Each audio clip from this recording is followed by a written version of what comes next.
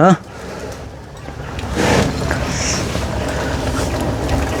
เพชรสมบ่โอ้สมัครเลยนี่โอ้มันคือขาวไปลอยแท้นี่แกงใหม่กะสมมันบ่มีใบยานางนี่โดแล้วนี่ผู้เฮือนนี่ได้มองแต่บ่แม่นดินเจ้าเองบ่แม่เอาดินไผนะเป็นดินของเฮือนมีรถพอร์ตนั่นเด้ลังผู้มีรถพอร์ตลังอยู่บ่อนนี้นี่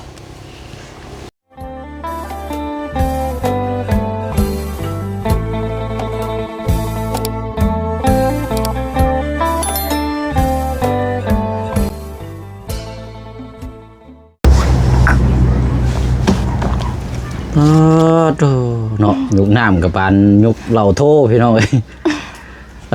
น้ำกินบ่ได้มีจอกบ่ล่ะบ่มีอยู่แต่บ่ค่อยได้ใส่จอกปัดส่วนใหญ่ก็มีแต่ยุกเลยรถเนาะเอาเบิ่งใส่พี่น้อยมาต่อกันเนาะงั้นแกงหน่อไม้ค่อนกุ้มอยู่ยัง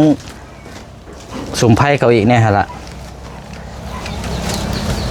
เดือดเด้พี่น้อยเนาะโอ้ยเอาจังหน่อยจังออกไปเวียกต่อพี่น้องเนาะได้เข้ามาได้ก็ได้มาต่อน้ำกันอีกคลิปนี้กับพี่น้องเนาะมาถามความรู้สึกของทางน้องป๊อปก่อนเนาะเอาเนาะทักทายสบายดีและสวัสดีพ่อแม่พี่น้องน้ำกันเบิดสุขุสุคนได้พี่น้องเด้อเนาะสบายดีพี่น้องจักเวลาเท่าไรแล้วพี่น้องเนาะตัวนี้กับบ่ายโมงปลายแล้วกันสิว่ากันเนาะทางน้องป๊อปนี่บ่ได้เข้าโรงเรียนสมบูรณ์เจ้าโดยบ่ได้เข้าโรงเรียนบ่ได้เข้าเลยเบ้อเข้าประมาณเดือนนึงมาเดือนปลายมันเข้าเดือนนึงเดือนปลายเพิ่นสิว่าก็ซ้ำลงไปลิ้นเนาะสิว่าก็ซ้ำบ่ได้แม่นได้เข้าแล้วพี่น้องโดยเป็นนี่ได้คือบ่เฮียนต่อล่ะเพราะว่าบ่มีคนซอยเฮ็ดเวียกนำแม่พอเพิ่นก็เสียแล้วตอนนี้เจ้าอายุ20ปีใช่บ่โดยคันว่าเข้าโรงเรียนนี่มันก็ต้องอยู่ประมาณ 7-8 ปีนี่แหละเจ้าเข้าโรงเรียนประมาณจักปีซะตอนนั้นจำได้บ่10ปลายปีอ๋อ10ปลายปีแล้วโดยเรียนอยู่นี่บ่โดยพอช่วงนั้นแบบมันบ่ค่อยได้เรียนหลายเด็กน้อยช่วงนั้นแบบเขาคิดว่าคือสิใหญ่ก่อนจึงได้เรียนบ่ฮู้คือกันคันสิว่าก็ยกตัวอย่างก็คือรุ่นสมัยอ้ายนี่ก็10ปลายปีจังเข้าโรงเรียนป.1 ป.2 เนาะโดยสิประมาณเดียวกันพี่น้องคือบ่คือสมัยนี้สมัยนี้เนี่ย7-8 ปีนี่ต้องเข้าโรงเรียนบ่เลยแหละโดยเข้าได้ประมาณเดือนนึงเนาะโดยอ่านออกเขียนบ่ได้เลยแต่ว่าเวลาเจ้าดินโทรศัพท์แบบมันกดจังซี่ก็เจ้าพิมพ์เป็นภาษานึงก็ได้อยู่บ่ซะเนาะบ่ได้เวลาเฮ็ดมีแต่อัดเสียงเอาบ่โดยอัดเสียงแล้วก็โทรเนาะโดยใครอยู่สมื้อนี้อันน่ะคือกดเข้าไปช่อง YouTube ไปสิจะเบิ่งอยู่บ่ช่องอ้ายเบิ่งเห็นอยู่บ่เห็นกดนำเบิ่งอยู่เนาะโดยคำว่ากดเข้าไปปึ๊บไมค์ไปสินี่มันสิมีไมค์เนาะโดยบางแบบตอนนั้นบ่ค่อยฮู้ก็ถามเพิ่นถามเนี่ยเฮากดเข้าไปแล้วมันสิมีไมค์เฮาเขียนว่าสิว่าช่องเบาเสียงนี่มันจะขึ้นไปเลยนะเดี๋ยวมันก็เห็นยาวด้วยเบาเสียงเห็นแปลว่ามันซอยเนาะซอยสำหรับคนที่แบบว่าบ่ได้พิมพ์หนังสือนะครับใช่ป่ะครับกดเลขกดหยังได้ซะน้องได้อยู่หรือบ่ได้แต่ว่าเบิ่งในการเจ้าไปเฮ็ดเฮ็ดงานเมื่อวานนี่คือคนเฮียนเนาะระดับนึงตึกอยู่ได้ใช้เวลาอยู่ดนแล้วใช้เวลาฝึกฝนไว้ว่าอันนี้นี่หึงตึกบ่เนาะเวลาเจ้าอันนี้โดยหึงเติบอยู่คนเบิ่งน้ำเนาะบ่แม่นน้ำน้อยโพดบ่ฮะกันน้อยก็สิใส่อีกจังได๋มันจะว่ามันสิใหม่โหมได้ใส่อีกหน่อยนึงก็ได้เพราะว่ายันสิใส่ผักขาในนั้นเพื่อใส่ผักอีกเนาะดู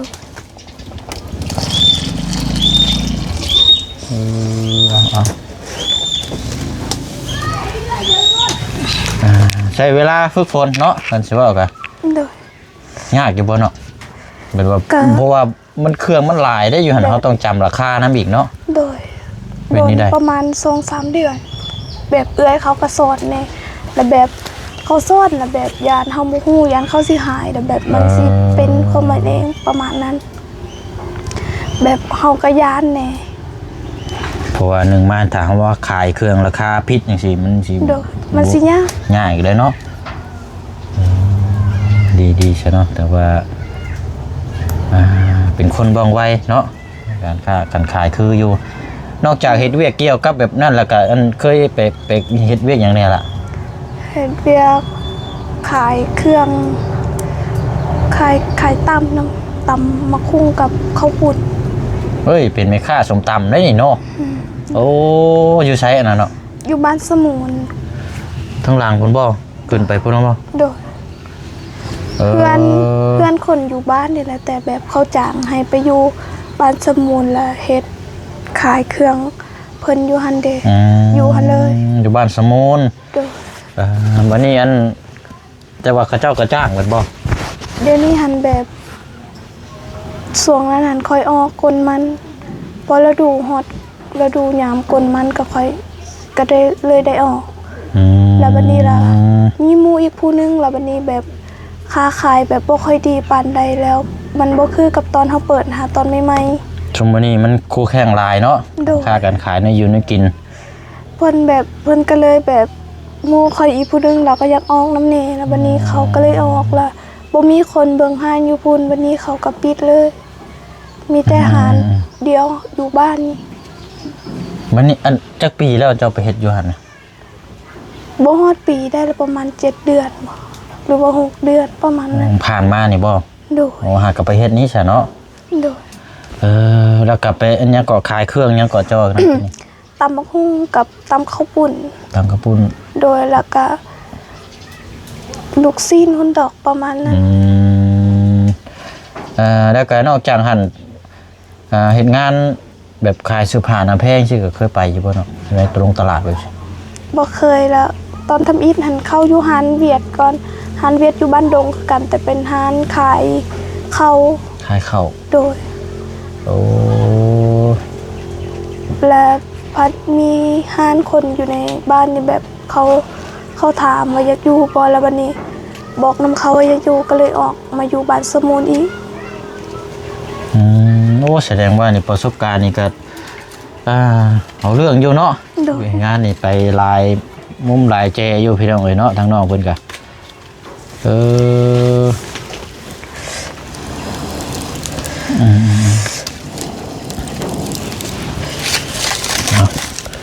เนาะปวดดีนี่พี่น้องเบิ่งพร เต็ม ใช้พดแล้วบ่ โดย เอาเดี๋ยวจังหน่อยจังชี้ซองให้พี่น้องเบิ่งน้ำกันพี่น้องแกงหน่อไม้ทั้งน้องป๊อป ตักแล้วมันออกก่อน อันนี้เพิ่นห้องบ้านสกีพี่ใหญ่แม่นบ่เนาะ โดย ถ้าว่าสกีพี่น้อยนี่แม่นยับลงไปพุ่นอีกเนาะ โดยใส่สาว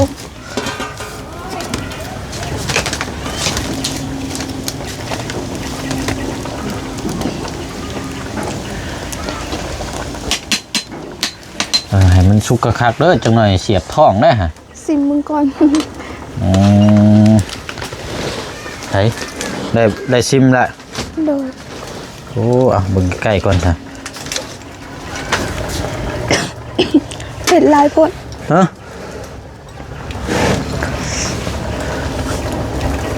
เพชรสมบ่โอ้สมัครเด้นี่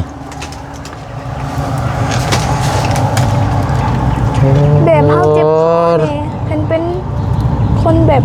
บ่ได้เป็นไอบ่ได้เจ็บคอเขาพอกินได้ แต่ว่ายังบ่ได้เนาะอีกจังน้อยก่อนเนาะ โดย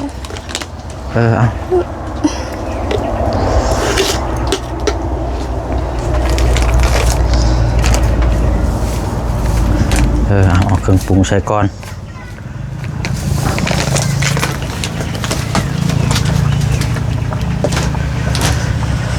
เหนียวตุ้ยแท้นี่เนาะ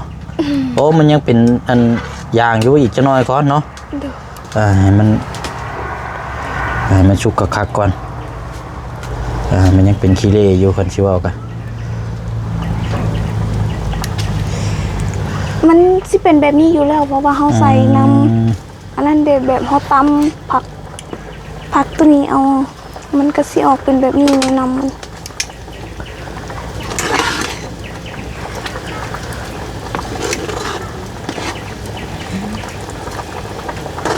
เอาให้มันสุกกะคักก่อนเนาะ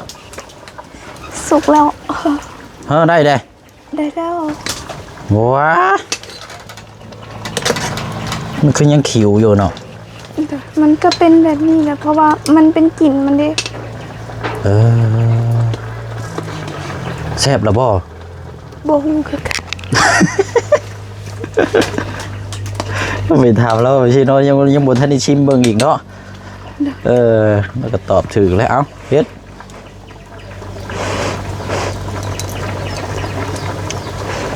กินได้อยู่ กินได้อยู่ โอ้ยผู้ดีบ่ พอดีแล้ว หอมหลายเฮ็ด เก็บเอาเด้อจะหน่อยเฮียเด้อหาเงิน โดยปลาอยู่ก่อนนี้ก่อน บงเลยบัดนี้เนาะเอาบัดนี้ก็ไปตักกันไปกินข้าวอยู่ใช้น้องบัดนี้อยู่เพิ่นย่าเจ้าพุ่นบ่ มีแต่แบ่งให้เขาซื่อ แบ่งไปพุ่นแล้วเจ้าก็กินอยู่นี่บ่ ๆโดย นั่นแม่เจ้าด้วยใช่ แม่คอยก็กินอยู่นี่คือกัน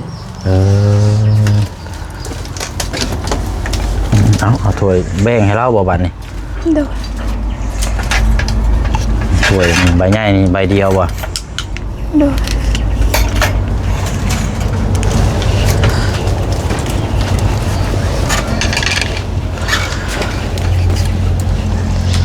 โอ้มันคือขาวไปลอยแท้นี่แกงหน่อไม้กะสมมันบ่มีใบยะนางนี่โดแล้วนี่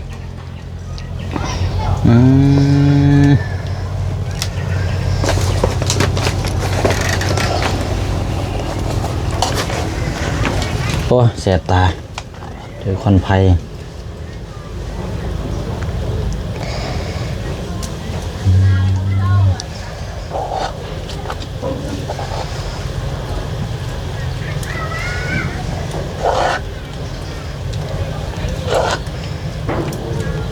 แบบเพลงแบบเร็วๆด้วยนะคันสิว่าไป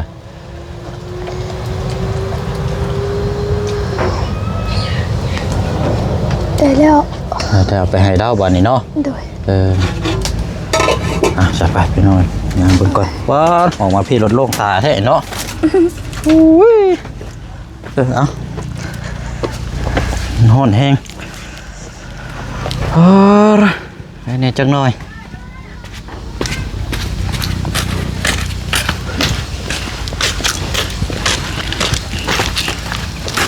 เดินเจ้านี่ฮอดใช้เนาะ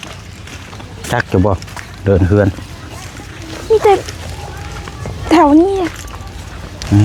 เอาเดี๋ยวจังมาเบิ่งน้ำกันจะเอานี่ไปให้เราก็เอาไปใช้เบิดแล้วคือเงียบแท้ อาสิไปลิ้นหมดแล้ว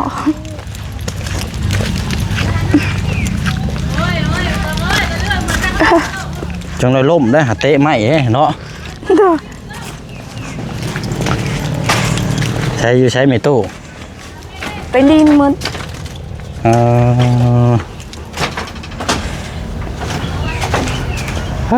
เนาะอันนี้แต่ก้อนนี่ว่าเป็นเฮือนบ่น้องอันนี้นะอันนี้ก็ อันนี้เขาหากระเห็ดไหมไง หาก็เฮ็ดไม้บ่ โดย ตะกี้คือว่ามีเฮือนอยู่นี่บ่หลังหนึงบ่ มีเป็นเทือนข่อยนี่แหละอยู่บอนนี้เลย แต่ก้อนนี่จะปลูกเฮือนอยู่นี่แม่นบ่ โดย อยู่นี่ก่อนแป๊บหนึ่งเพราะว่ามันหอนหลาย แต่ก้อนนี่ปลูกเฮือนอยู่นี้เนาะ โดย วันนี้น่ะย้ายไปพุ่นน่ะประมาณ2 ปีใช่บ่เจ้าก่อน ลายแล้วแต่เฮือนตัวนั้นหันหากระปุกใหม่ หากระปุกบ่เชียงถามทางน้าบ่าวจะว่า2 ปีแล้วว่ะเพิ่นเจ้าดังนั้นน่ะ หลังนี้บ่ 2 ปี ฮอดบ่ สิ 2 ปีนี่แหละ เพราะว่าสังกะสีหากระแอมนี่เนาะแต่มันเป็นสังกะสีเก่า โดย แต่ก้อนนี่อยู่หลังนี่แต่พ่ออยู่นี่อยู่นี้เนาะ โดย อันน้ำประปานี่น้ำประปาว่าคือน้ำยังอันนี้เนาะ โดยเป็นน้ำประปาเป็นน้ำเฮือนผู้นั้นแต่ว่า ต่อเอาแบบมาขอนำกินน้ำเราเด็แบบแล้วบัดนี้ต่อเอาแล้วอะไร น้ำบาดาลนี่ใช่บ่ บ่แม่นเป็นน้ำประปา น้ำประปาตัวพ่วงกันมานี่บ่ โดย เอ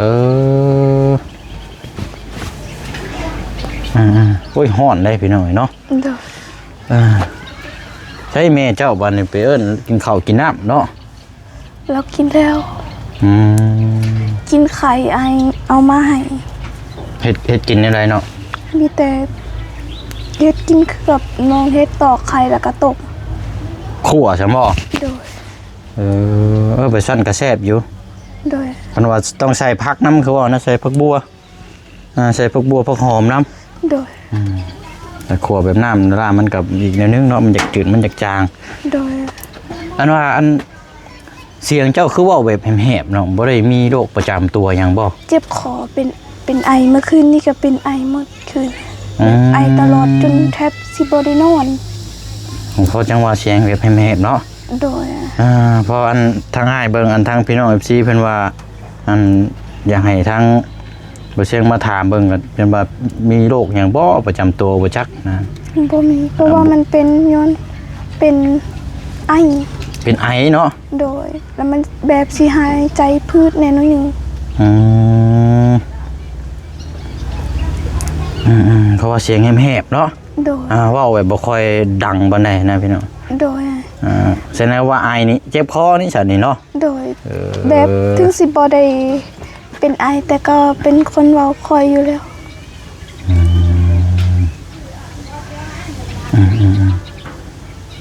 เดี๋ยวนะมันกินยาเนาะมียากินอยู่บ่ โดยซื้อแล้วเพราะว่าได้เงินจุพวกไอ้ละไอเป็นคนให้แน่กะไปซื้อยา ซื้อยามากิน โดย เอาได้เนาะกะอันทางน้องนี่อายุ20ปีแบบใหญ่มาประมาณ3นี่เคยคิดอยู่บ่น้องอยากมีความฝันหยังได อยากมีแต่ความฝันอยากมีเพื่อน กับรถพอได้ไปเฮ็ดเวียกเฮ็ดงาน แบบมันจึงสิสำบายแบบเฮาบ่ต้องไปน้ำหมู่แบบนี้ แบบมันยากบางเทื่อหมู่บ่ให้ไปน้ำก็ถือว่าบ่ได้ไป เอาไปเอามาฟังไปฟังมานี่กันรักเด้อในแม่นในการขับเคลื่อนเนาะ โดย ในการขับเคลื่อนก็ไปเฮ็ดเวียกเฮ็ดงานมันมีเป็นของตัวเองมันก็สบายเนาะเวลาไปเฮ็ดเวียกเฮ็ดงานมันก็สิมีกำลังใจเฮ็ดเวียกเฮ็ดงานอีก โดย แต่ว่าอันทางคือเจ้าใบนี่มีแต่ว่าส่วนใดก็ไปน้ำอ้ายแล้วเนาะที่จะไปเฮ็ดงานกัน ไปน้ำอ้ายเรามือวันจันทร์แล้วนอกจากนั้นก็เอารถเวียดเมื่อไปเมื่อมาแบบนั้นเที่ยวไปเที่ยวมา เวียนนี่เจ้าต้องขี่มาจอดไว้นี่บ่ ปลาไว้อยู่เฮือนนาบ่าวเพราะว่ายันเขาเอาเนี่ยปลาอยู่เฮือน อันเอามาจอดอันฝากไว้นี้เนาะ โดย เวลาเจ้าไปเจ้าก็ขี่ไป โดย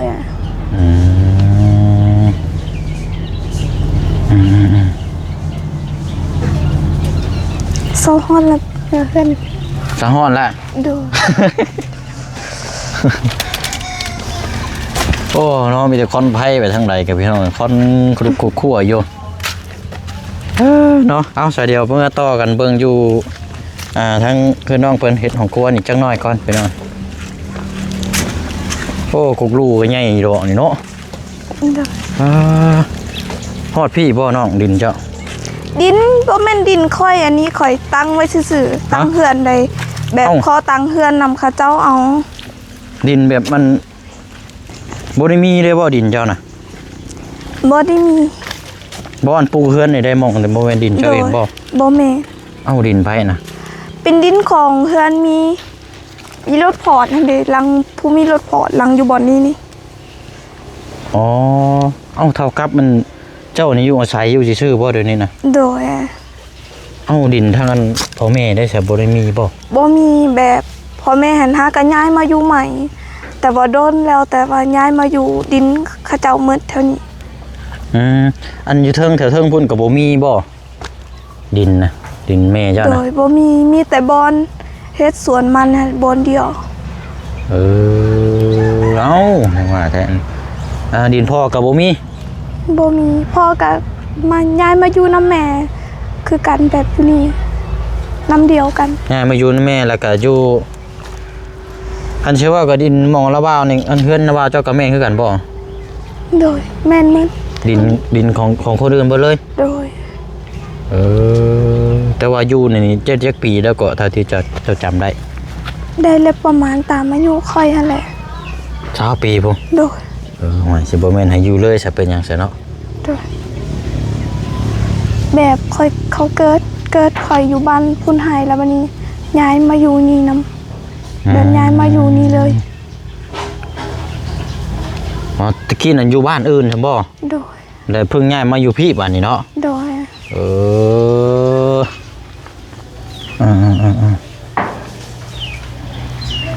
มันก็บ่ยากได้เรื่องที่ดินที่ทางเนาะ โดย บ่แม่นที่ดินของเจ้าอันนี้เนาะ โดย โอ้กันว่าปลูกเฮือนปลูกซ่านหลังงามๆก็แม่นบ่ได้เด้นี่เนาะว่าต้องซื้อที่ดินอีกเด้นี่ โดย อันสิเว้ากันนี่กันต่อเติมพอได้อยู่ชั่วคราวนั้นได้อยู่เนาะอันนี้กันอันเฮือนอันนี้น่ะเจ้าของเราน่ะบ่อยู่แล้วอันนี้เนาะ โดย เราไปไสก่อนจะเว้านะ แล้วย้ายเขามาอยู่น้ำลูกเรา เรามีเฮือนอยู่แล้วบ่ มีแล้ว เพราะว่าต้องได้อยู่น้ำลูกคนเดียวอยู่บ้านโฮลัว อยู่หันหัวรัว โดย ก็เลยบ่ได้มาอยู่แล้วนำมาอยู่นั่นปล่อยเลยตัวนี้เนาะ โดยแบบเพื่อนตัวนี้หันเรายกให้แม่เฒ่าอีกผู้หนึ่งผู้เป็นคนมีเพื่อนรถพอร์ตคือกันนั่นแหละ เรายกให้เพิ่นแล้ววันนี้เพิ่นก็บ่ฮู้สิเฮ็ดหยังเพื่อนตัวนี้แล้วแม่คอยมาขอนำเพิ่นอีกมาขออยู่อาศัย พอได้อันเฮ็ดอยู่เฮ็ดกินอยู่นี่เนาะ โดย เอ้าซะอันไรใส่พี่น้องเอ้ยยันว่าน้องเพิ่นอยากเข้าอยากน้ำมีแต่ว่าเดี๋ยวช่วงแรงๆเดี๋ยวบ่เชิญสิเข้ามาใหม่อีกเด้อล่ะเด้อ โดย มาเยี่ยมมายามพี่น้องเอ้ย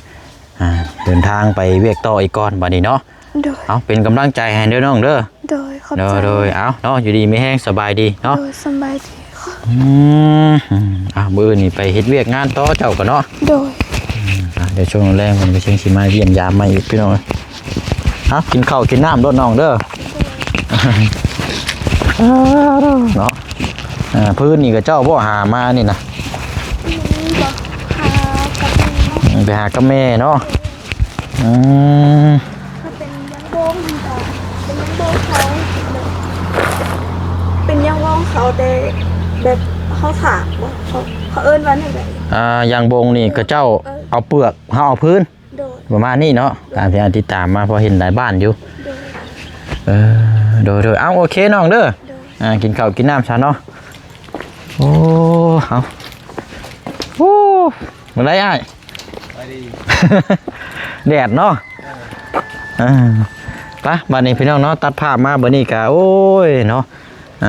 ยิ่งเจ้าดึกยิ่งถามไปเรื่อยๆก็ยังนี่แหละพี่น้อยเนาะยังฮู้จักไปนำเรื่อยๆเนาะเคสของทางน้องป๊อปพี่น้อยเรื่องราวฟังไปแล้วก็โอ้ยเนาะพี่น้อยที่ดินนี่บ่แม่นได้นี่พี่น้อยแล้วว่าดินของคนอื่นเนาะมาปลูกเฮือนอาศัยอยู่นี่ว่าซั่นพี่น้อยดินพ่อดินแม่ก็บ่มีเลยว่าซั่นเนาะวันนี้ไรแล้วต้องถามทั้งแม่เราอีกทีนึงอันนี้กับพี่น้อยเนาะเอาจังว่าจังคุยน้ำกันเดี๋ยวจังเข้ามาเยี่ยมยามน้องเพิ่นใหม่เนาะบ่เช่นก็สิไปเวียกต่อก่อนบัดนี้พี่น้องเนาะเอาเนาะขอบคุณขอบใจขอบคุณขอบคุณพี่น้องเฮานำหลายๆเด้อพี่น้องเด้อเนาะที่ติดตามแล้วก็เป็นกำลังใจให้เนาะทางน้องป๊อปพี่น้องเนาะฝากทางน้องเพิ่นเด้อพี่น้องเด้อเนาะเป็นคนเว้าจาไพเราะมารยาทท่าทางดีเนาะพี่น้องเนาะเอาเนาะลาพี่แล้วเนาะไปก่อนเดี๋ยวจังเข้ามาเยี่ยมยามถามข่าวทางน้องเพิ่นใหม่บ๊ายบายเด้อพี่น้องเด้อเนาะสบายดี